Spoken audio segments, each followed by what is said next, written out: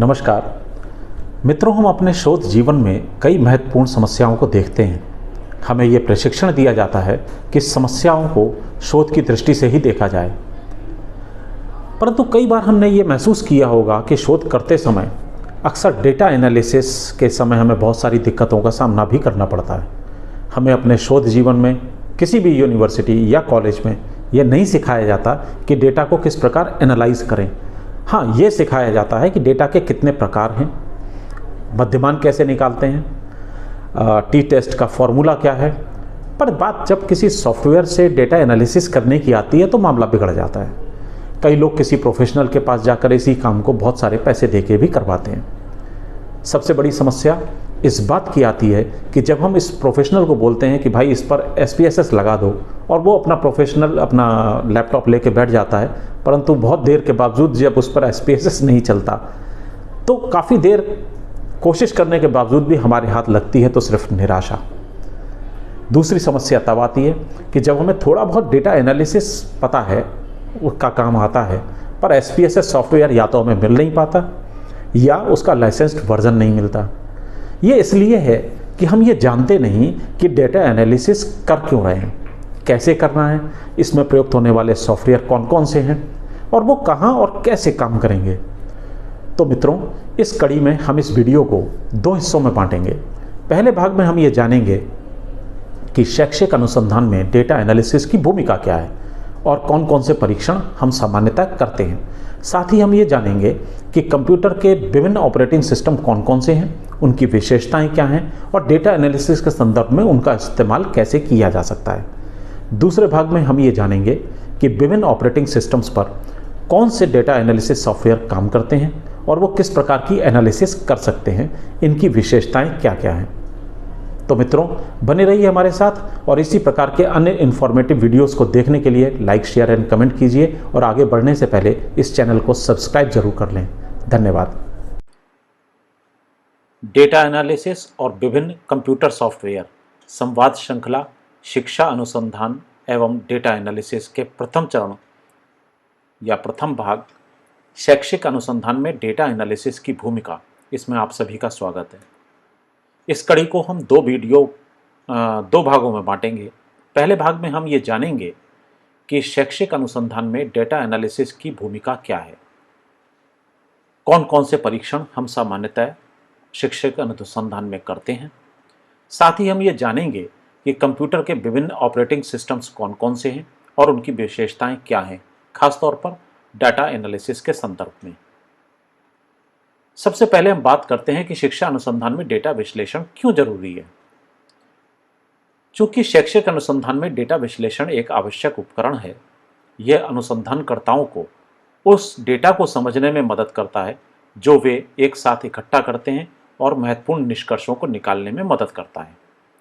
Data विश्लेषण से अनुसंधानकर्ताओं को शोध में पैटर्न, रुझानों और संबंधों की पहचान करने में मदद मिलती है।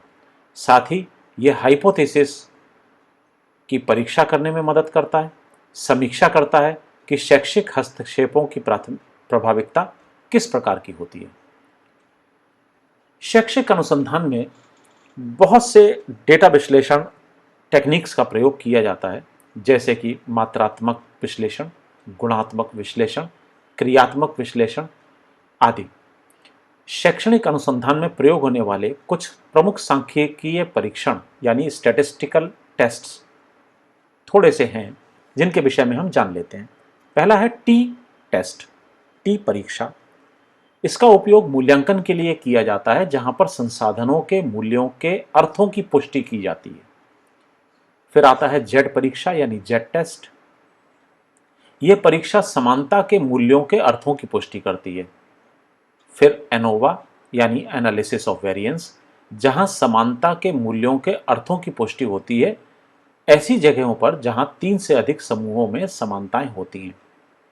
फिर मैनोवा यानी मल्टीवेरिएट एनालिसिस ऑफ वेरिएंस, समानता के मूल्यों के अर्थों की पुष्टि करता है जहां पर 3 से अधिक समूहों में समानता होती है, किंतु 2 से अधिक प्रतिभाओं यानी वेरिएबल्स पर यह डिपेंड करता है। काई स्क्वायर टेस्ट, यह एक सांख्यिकीय परीक्षण है जो दो या दो से अधिक चरों के बीच संबंधों की ताकत और महत्व को नापता है।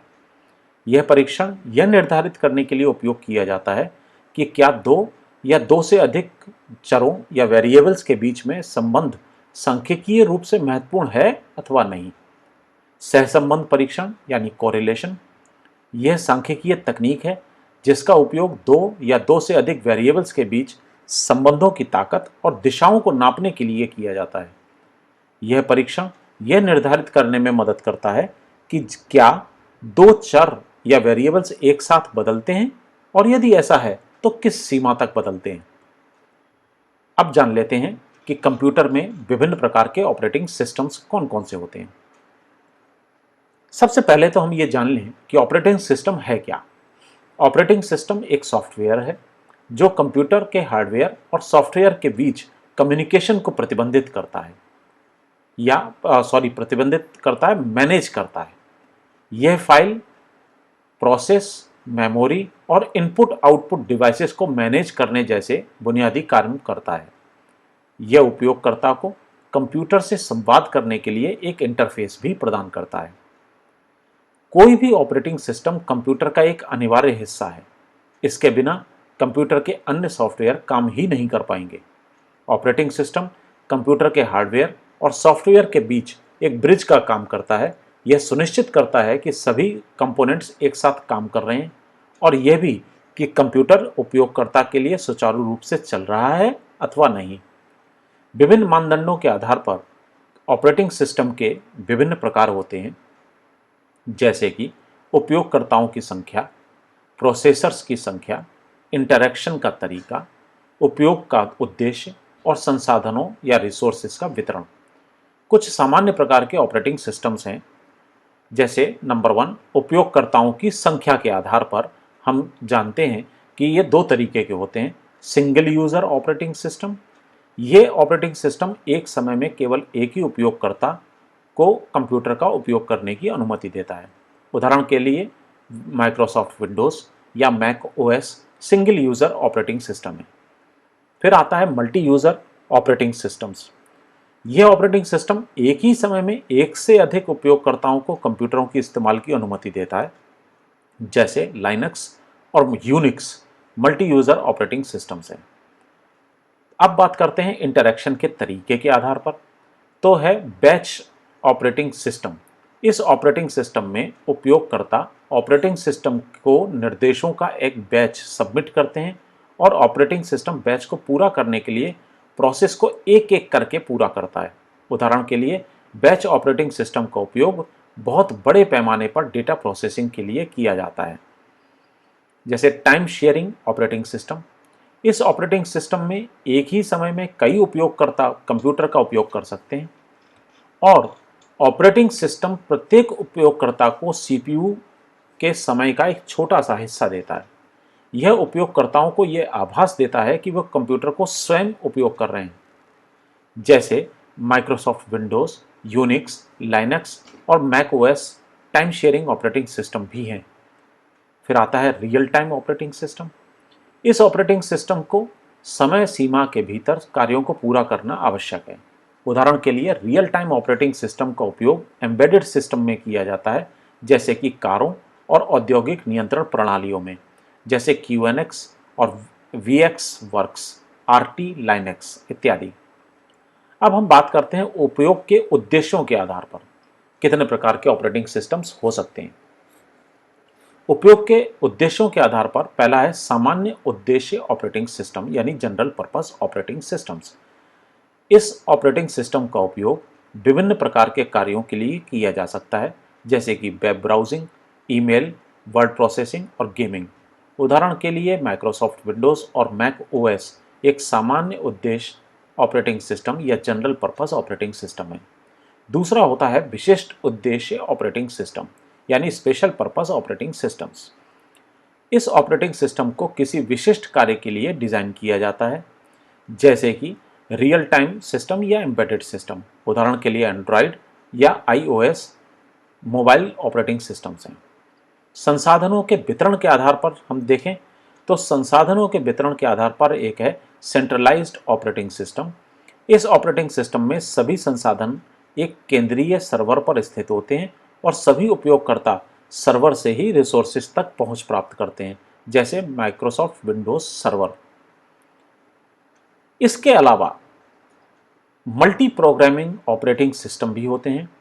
ये जो मल्टी ऑपरेटिंग सिस्टम है, ये किसी भी कंप्यूटर की मेन मेमोरी को में एक साथ एक ही प्रोग्राम को चलाने की अनुमति देते हैं।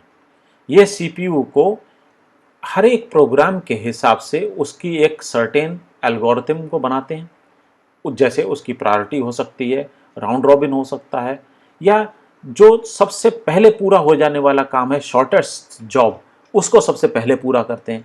तो ये अपने आप तय करता है कि हम किस तरीके से ऑपरेटिंग सिस्टम की जो प्रोग्रामिंग है, उस प्रोग्रामिंग को ये अपने हिसाब से वरीयता देकर काम करवा लेता है। ये ऑपरेटिंग सिस्टम खासतौर पे सीपीयू के यूटिलाइजेशन को रिड्यूस करता है और रिस्पॉन्स टाइम को बेटर बनाता है। एग्जाम्पल है मल्टी प्रोग्रामिंग ऑपरेटिंग सिस्टम का विंडोज, लाइनक्स या मैक ओएस। इसी तरीके से मल्टी प्रोसेसिंग ऑपरेटिंग सिस्टम है। इस तरीके के ऑपरेटिंग सिस्टम को एक प्रोसेसर को मल्टीपल प्रोग्राम्स को एक साथ या एक के बाद एक काम करने के लिए डिजाइन किया जाता है। ये आउटपुट को बढ़ाता है, परफॉर्मेंस को, सिस्टम की परफॉर्मेंस को बढ़ा देता है। जैसे इसका एक एग्जांपल हो सकता है विंडोज एनटी और सोलारिस। फिर होता है मल्टीटास्किंग ऑपरेटिंग सिस्टम। जैसा कि नाम से ही पता चलता है, यह ऑपरेटिंग सिस्टम एक यूजर को एक साथ एक ही प्रोग्राम या एक ही साथ बहुत सारे प्रोग्राम्स को सेम टाइम में एक सिंगल प्रोसेसर के द्वारा ऑपरेट करने की सहूलियत देता है। ये एक साथ इल्यूजन प्रोवाइड करता है और प्रोग्राम्स के बीच में स्विचिंग भी बहुत तेजी के साथ कर लेता है। मतलब अगर आप 2 या 4 प्रोग्राम एक साथ चला रहे होंगे तो आप चारों प्रोग्राम्स में साइमल्टेनियसली एक के बाद एक जा सकते हैं। आप 1, 2, 3, 4 में 1 से 3 पर, 3 से 4 पर, 4 से पहले पर आप एकदम जा सकते हैं। इसमें आपको समय ज़्यादा नहीं लगता। ये मल्टीपल टास्क्स को बहुत तेज़ी के साथ पूरा करने के लिए यूज़र्स को सहूलियत प्रदान करता है। जैसे कि आप म्यूज़िक ब्राउजिंग कर रहे हो या म्यूज़िक को मैनेज कर रहे हो, वेब ब्राउजिंग कर रहे हो या किसी चीज़ को एडिटिंग कर रहे हो, खासतौर पर म्यूज़िक एडिटिंग या वीडियो एडिटिंग वगैरह, तो ये चीज़ वहाँ पे काम करता है। इसमें विंडोज़ 10, एंड्रॉयड, iOS इत्यादि इसके एक बहुत अच्छे उदाहरण हैं। एक होता है डिस्ट्रीब्यूटेड ऑपरेटिंग सिस्टम। ये distributing operating system multiple independent computers को एक सिंगल नेटवर्क के साथ में जोड़ता है और उनको ऐसा शो करता है जैसे कि वो एक सिंगल कंप्यूटर हो किसी यूजर के लिए, उपयोगकर्ता के लिए। ये वर्कलोड और रिसोर्सेज के बीच में एक बहुत ही सहज संबंध स्थापित करके कंप्यूटर को हाई परफॉर्मेंस, स्केलेबिलिटी, वैधता यानी रिलायबिलिटी और सिक्योरिटी प्रदान करता है, जैसे गूगल क्रोम ओएस या माइक्रोसॉफ्ट एजूर ओएस और लाइनक्स वगैरह। इसके अलावा नेटवर्क ऑपरेटिंग सिस्टम होते हैं। ये खास तौर पर ऐसे मैनेज किए जाते हैं कि जहां मल्टीपल कंप्यूटर को एक सिंगल नेटवर्क से यदि हम जोड़ दें तो उनके बीच में कोऑर्डिनेट करने के लिए इनको डिज़ाइन किया जाता है। ये file sharing, printer sharing, security management और नेटवर्क एडमिनिस्ट्रेशन जैसी सर्विसेज को प्रोवाइड करता है। इसके उदाहरण हो सकते हैं Windows server, Linux server, Novell NetWare इत्यादि। हालांकि ये बहुत ही ज़्यादा टेक्निकल चीज़ें हैं, लेकिन फिर भी अगर हम थोड़ा सा इन पर ध्यान देंगे तो हमें लगेगा कि अरे ये काम तो हम रोज़ करते ही हैं, सिर्फ हमें नामों को पढ़ने में एक बार थोड़ा सा ध्यान देना होगा। डेटा एनालिसिस की प्रॉब्लम्स जो डिफरेंट ऑपरेटिंग सिस्टम्स पर आती हैं, आज हम उस पर अभी बात करते हैं। जब भी हम किसी ऑपरेटिंग सिस्टम को डेटा एनालिसिस के लिए इस्तेमाल करते हैं तो हमें सबसे पहले किसी ना किसी ऑपरेटिंग सिस्टम का इस्तेमाल या उसको चूज़ करना पड़ेगा, उसको हमें चुनना पड़ेगा। आमतौर पर हम लोग जो अपने लैपटॉप इस्तेमाल करते हैं या जो हम डेस्कटॉप इस्तेमाल करते हैं, उनमें ज़्यादातर विंडोज़ का इस्तेमाल हम बहुत आसानी के साथ करते हैं। लेकिन हमें ये मालूम होना चाहिए कि विभिन्न प्रकार के ऑपरेटिंग सिस्टम्स पर अलग अलग डेटा एनालिसिस सॉफ्टवेयर का उपयोग हो सकता है अथवा नहीं। तो आज हम सबसे पहले थोड़ा बहुत ब्रीफ उन्हीं के विषय में पढ़ लेते हैं। पहला है Windows. Limited support data analysis libraries and tool को प्रदान करता है। जो सबसे पॉपुलर डेटा एनालिसिस लाइब्रेरीज हैं और जो टूल्स हैं जैसे टेंसरफ्लो या पाइटॉर्च, ये बहुत सपोर्ट नहीं करते विंडोज़ को या विंडोज़ वाले ऑपरेटिंग सिस्टम्स को। ये एक बहुत ही मुश्किल काम हो जाता है जब हम इस प्रकार के टूल्स को हम विंडोज़ पर काम ले जाते हैं। यानी इसका जो सबसे पहली बात है कि हमें जो समझ में आता है कि ये एक लिमिटेड सपोर्ट प्रदान करता है। दूसरा, हमारे साथ में विंडोज़ के साथ कंपैटिबिलिटी इश्यूज भी होते हैं। कभी कभी ये भी देखा गया है कि बहुत सारे डेटा एनालिसिस सॉफ्टवेयर के कंपैटिबिलिटी इश्यूज खासतौर पे विंडोज़ के साथ बन जाते हैं। जैसे एक सॉफ्टवेयर के विषय में बात करें, सोफा एक स्टैटिस्टिक्स सॉफ्टवेयर है या स्टेटा, ये विंडोज़ को सपोर्ट नहीं करते। यदि आप बहुत पुराने टाइप के लेकिन बहुत ही कहते हैं कि बहुत आसान प्रकार के जो कि कमांड प्रॉम्प्ट पर आधारित हों, अगर हम इस तरीके के डेटा एनालिसिस सॉफ्टवेयर का इस्तेमाल करते हैं जैसे बेसिका, उसका इस्तेमाल हम इस पर नहीं कर पाएंगे विंडोज़ पर, क्योंकि वहाँ पर कंपैटिबिलिटी इश्यूज रहते हैं। या तो सिस्टम क्रैश हो जाएगा या एरर देने लगेगा या दूसरी समस्याएं भी इसमें पैदा हो सकती हैं। यानी दूसरी बात है कि यहाँ पर आता है हमारा कंपैटिबिलिटी इश्यूज। तीसरी बात होती है सिक्योरिटी वल्नरेबिलिटीज। विंडोज़ आमतौर पर या सामान्य रूप से देखा जाए लेस सिक्योर ऑपरेटिंग सिस्टम है। यदि हम कंपैरिजन करें लाइनक्स या यूनिक्स या मैक ओएस के साथ में, तो विंडोज़ सबसे ज़्यादा वल्नरेबल है।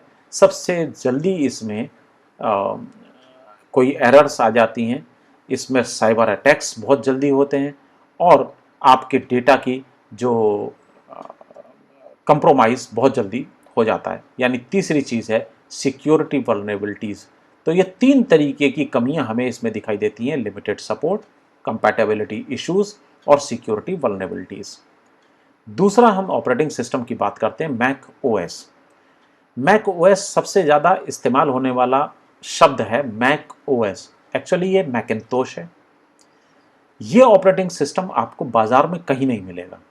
ये ऑपरेटिंग सिस्टम एप्पल के प्रोडक्ट्स के साथ में, खासतौर पर एप्पल मैकबुक्स में ये प्री इंस्टॉल्ड आता है। इसका सॉफ्टवेयर आपको बाज़ार में मिलने वाला नहीं है, ये बिल्ट इन है और मैकबुक्स इन्हीं के साथ लोड होके आती हैं।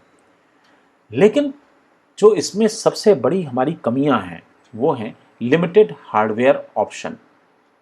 लिमिटेड हार्डवेयर ऑप्शन का मतलब, एप्पल कंप्यूटर्स अपनी एक्सीलेंट बिल्ड क्वालिटी के लिए माने जाते हैं, अपनी डिज़ाइन के लिए माने जाते हैं, हालांकि ये सब महंगे भी हैं। लेकिन यदि आपका बजट अलाउ करता है तो आप इसको इस्तेमाल कर सकते हैं। लेकिन प्रॉब्लम इसके साथ में ये है कि जो भी सॉफ्टवेयर, जो भी प्रोग्राम्स इसके साथ में आते हैं, केवल वही आपको चला पाएंगे। इसके अलावा आप अगर किसी भी प्रकार का हार्डवेयर को आप चेंज करना चाहेंगे तो ये काफ़ी मुश्किल होगा और बहुत कम हार्डवेयर है जो आप इसमें चेंज कर सकते हैं। यहाँ तक कि आप केवल हार्ड डिस्क और रैम को छोड़ के इसमें कोई भी हार्डवेयर में तब्दीली मैक ओएस में नहीं कर सकते। इवन इसका प्रोसेसर आप बदल नहीं सकते। दूसरा होता है प्रोप्राइटरी हार्डवेयर एंड सॉफ्टवेयर। ये प्रोप्राइटरी है, इसका हार्डवेयर प्रोप्राइटरी है, इसका सॉफ्टवेयर भी प्रोप्राइटरी है। यानी एप्पल यूज़र्स के लिए एप्पल अपने प्रोडक्ट के साथ में इसे इंस्टॉल करके देता है। इसके हार्डवेयर और सॉफ्टवेयर में से आप कोई भी चीज़ बदल नहीं सकते। इसमें ट्रबल शूटिंग बहुत मुश्किल है। थर्ड पार्टी सॉफ्टवेयर्स को इंस्टॉल करना बहुत मुश्किल है। हालांकि हो जाते हैं, लेकिन फिर भी आप अपने सॉफ्टवेयर की सिक्योरिटी के साथ में कंप्रोमाइज़ कर रहे होते हैं। तीसरी बात है लैक ऑफ सपोर्ट।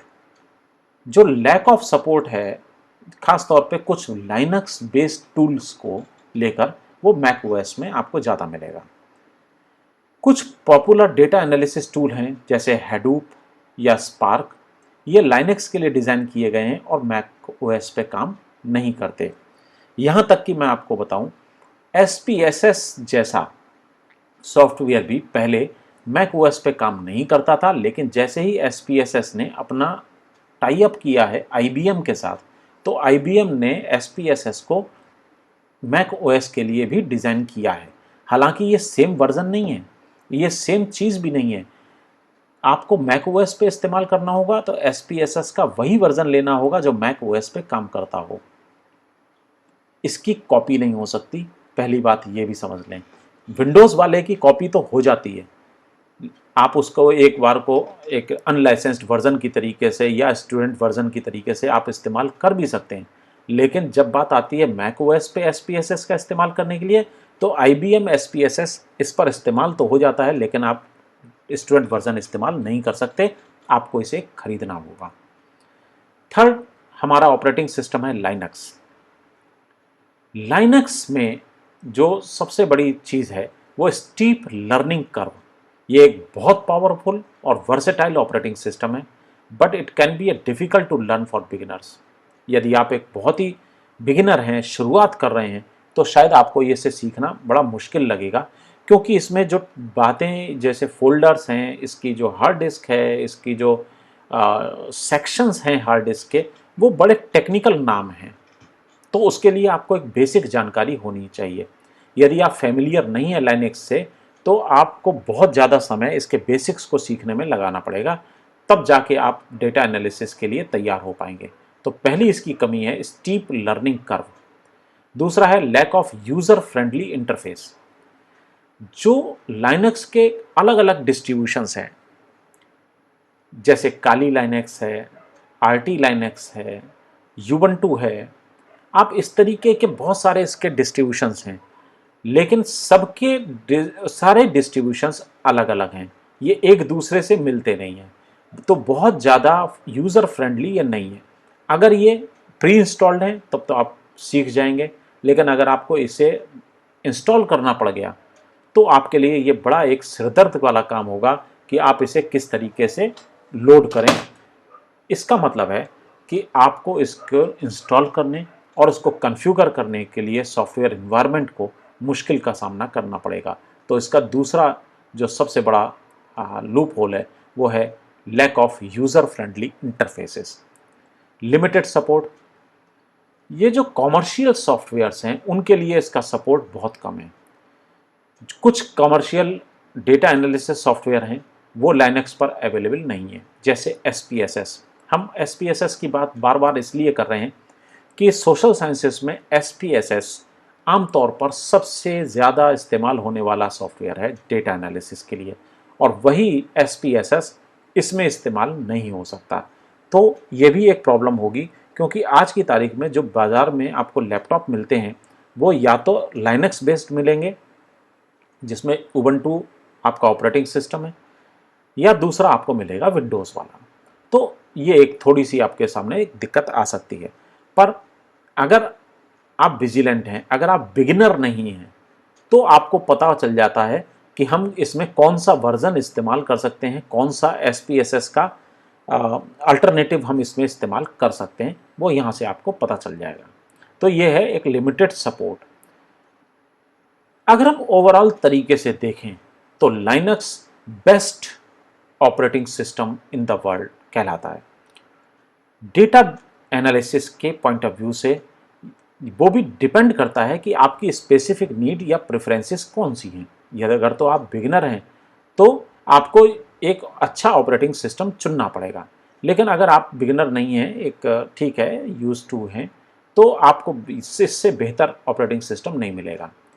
यानी इसमें हम 4 तरीके की बातों को बेसिकली कर रहे थे: steep learning curve, lack of user friendly interfaces, limited support, और लास्ट में जैसा मैंने कहा ये बेस्ट ऑपरेटिंग सिस्टम है डेटा एनालिसिस के पॉइंट ऑफ व्यू से। इन सब चीज़ों को ध्यान में हम रखते हैं तो कुछ विशेष बातें हैं जिन्हें आपको ध्यान में रखना होगा जब भी आप डेटा एनालिसिस करने चलें। उसके लिए आपको कुछ टिप्स, मैं एडिशनल टिप्स दे रहा हूँ। चूँकि हमने आपको यहाँ पर लिख कर बता भी दिया है तो इसको आप पढ़ भी सकते हैं। सबसे पहले आप अपनी हार्डवेयर नीड्स को पहचानिए। अगर आपके पास बहुत ज़्यादा बड़ा डेटाबेस है, डेटा सेट्स हैं, तो आपको एक ऐसा कंप्यूटर चाहिए जिसका पावरफुल प्रोसेसर हो और रैम बहुत बड़ी हो। दूसरी चीज़ है, think about the software you need. आप ऐसे सॉफ्टवेयर के विषय में सोचिए और चुनिए जो आपकी ज़रूरत पर हो। डेटा एनालिसिस सॉफ्टवेयर बहुत सारे बाज़ार में अवेलेबल हैं, परंतु कुछ ही ऑपरेटिंग सिस्टम्स पर वो काम करते हैं। आपको इस बात की जानकारी पहले लेनी होगी कि आप जिस सॉफ्टवेयर का इस्तेमाल कर रहे हैं वो उस ऑपरेटिंग सिस्टम पर काम करेगा जो आपके पास है या नहीं। दूसरा, make sure the operating system you choose is secure. Data security सबसे इंपॉर्टेंट है। रिसर्चर्स को ये लगता है कि हमारे डेटा से कौन क्या कर लेगा, लेकिन ये बात जान के चलिए कि अगर आपका डेटा वल्नरेबल है, जरा सा भी चोरी होने की संभावना है, आप जिस शोध को कर रहे हैं वो शोध तो बात की बात है, हो सकता है कि जब तक आप सबमिट करें उससे पहले वो शोध पब्लिश हो चुका हो। इसलिए जब भी आप अपने सेंसिटिव डेटा को रखते हैं तो आपको ये चुनना पड़ेगा कि सबसे सिक्योर कौन सा होगा। यदि आप विंडोज़ का इस्तेमाल कर रहे हैं तो आपको एक पावरफुल एंटीवायरस और एंटी थेफ्ट टेक्नोलॉजी का इस्तेमाल करना होगा। यदि आप लाइनक्स का इस्तेमाल कर रहे हैं तो आपको बहुत ज़्यादा चिंता करने की ज़रूरत नहीं है, क्योंकि आमतौर पर वायरस अटैक्स लाइनक्स पर नहीं होते। ठीक इसी तरीके से मैक ओएस पर यदि आप कर रहे हैं तो आमतौर पर ये यूनिक्स सिस्टम है, इसलिए इस पर बहुत ज़्यादा थेफ्ट का प्रभाव नहीं पड़ता, वायरसेस इस पर ज़्यादा असर नहीं करते। एक कोई भी आप अच्छा एंटीवायरस अगर इसमें डाल भी लेते हैं तो आपका डेटा ज़्यादा प्रोटेक्ट होगा। और सबसे बड़ी बात कि कोई भी ऑपरेटिंग सिस्टम, चाहे आप विंडोज़ खरीद रहे हों, लाइनक्स खरीद रहे हों या आप मैक ओएस खरीद रहे हों, आपको ध्यान रखना होगा अपने बजट का। ध्यान रखिए, मैक ओएस लेना अपने आप में बहुत एक्सपेंसिव है, क्योंकि मैक ऑपरेटिंग सिस्टम केवल और केवल एप्पल कंप्यूटर्स के साथ में आता है, इसलिए वो अपने आप में बड़ा महंगा सौदा साबित हो सकता है। विंडोज़ कंप्यूटर्स भी आज की तारीख में महंगे हैं, लगभग 30,000 रुपये से अगर स्टार्ट करते हैं तो ऊपर तो आप कहीं भी कितने तक भी चले जाइए। Linux operating system free of cost भी आपको मिल सकता है, क्योंकि ये फ्री डिस्ट्रीब्यूशंस हैं। आप सीधे सीधे गूगल पे जाएंगे, वहाँ से ऑपरेटिंग सिस्टम को डाउनलोड कर सकते हैं और इस तरीके से आप अपने डेटा एनालिसिस को कर सकते हैं। तो आज मित्रों हम लोगों ने बात की कि विभिन्न प्रकार के ऑपरेटिंग सिस्टम्स किस तरीके से बिहेव करते हैं और उनके विशेषताएं क्या हैं, उनकी कमियां क्या हैं। अगले पार्ट में हम लोग दूसरी चीज़ों के विषय में बात करेंगे, जिसमें हम ये जानेंगे कि ऑपरेटिंग सिस्टम्स में चलने वाले, डिफरेंट ऑपरेटिंग सिस्टम्स पर चलने वाले डेटा एनालिसिस सॉफ्टवेयर कौन कौन से हैं और किस किस काम को वो कर सकते हैं। So thanks for watching part 1।